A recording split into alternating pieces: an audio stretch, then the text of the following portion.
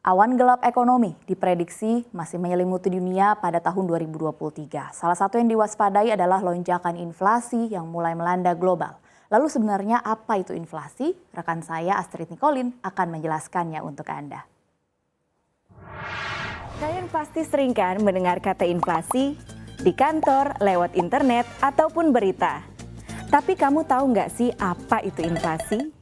Jadi, inflasi adalah kenaikan harga barang dan jasa secara umum dan terus-menerus dalam jangka waktu tertentu.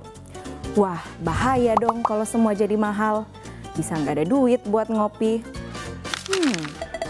Eits, tunggu dulu. Karena inflasi tidak selalu berdampak buruk kok. Kok bisa? Jadi, inflasi dikatakan wajar apabila kenaikan barang atau jasa dibarengi dengan daya beli masyarakat yang ikut meningkat. Namun, inflasi dikatakan tidak wajar apabila harga barang dan jasa naik dan daya beli masyarakat menurun. Gimana? Masih bingung juga? Jadi gini, sederhananya di tahun 90 semangkuk bakso harga 300 perak.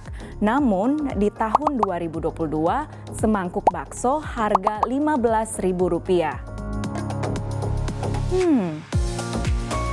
Kalau dilihat-lihat sepertinya nggak ada masalah kan sekarang beli bakso 15.000. Ya itu karena penghasilan kamu bertambah dan daya beli juga meningkat.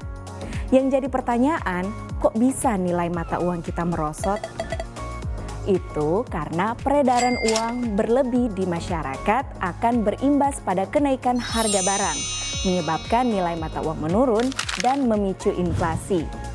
Permintaan barang yang tinggi dengan stok terbatas menyebabkan harga barang naik dan memicu inflasi. Nilai tukar rupiah terhadap US dollar yang melemah membuat mata uang menurun sehingga memicu inflasi. Harga bahan baku mahal membuat biaya produksi naik, menyebabkan harga barang menjadi mahal sehingga memicu inflasi. Nah, itulah faktor-faktor penyebab inflasi.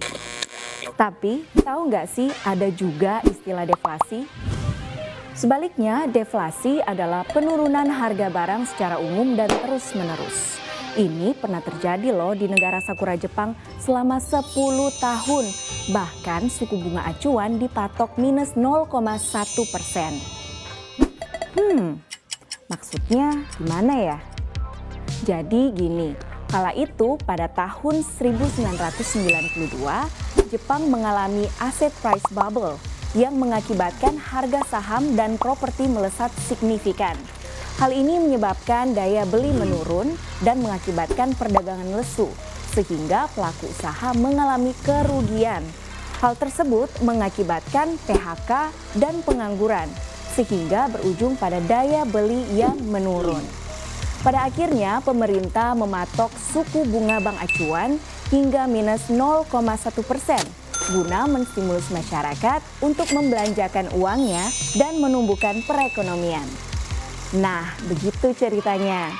Untuk itu, sangat penting agar pemerintah dapat mengendalikan inflasi di batas wajar, yaitu 2 hingga 3% per tahun, sementara deflasi tidak terjadi dalam jangka waktu yang lama karena apabila tidak dikendalikan akan berakibat resesi. Jadi gimana? Kalian sudah paham kan apa itu inflasi dan deflasi?